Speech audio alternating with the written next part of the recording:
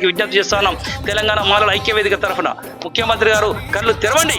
మీరు ఒక రాజ్యాంగ నిపుణులతో మాట్లాడండి, మాల మేధావులతో మాట్లాడండి, మాదిగ మేధావులతో మాట్లాడండి, అనేక మంది ఇంటలెక్చువల్తో మాట్లాడి మరి వీరందరూ కూడా మరి దీనికి ఒక సొల్యూషన్ తీసుకురావాలి. కానీ మమ్మల్ని అరెస్ట్ చేస్తే తిరగబడతామని చెప్పి ఈ సందర్భంగా తెలంగాణ మాలల ఐక్యవేదిక తరఫున విజ్ఞప్తి చేస్తా ఉన్నాం. బేషరతుగా అరెస్ట్ అయిన మా మాల సోదరులందరినీ కూడా వెంటనే విడుదల చేయాలని చెప్పి ముఖ్యమంత్రి గారిని డిమాండ్ చేస్తా ఉన్నాం. జై మాల.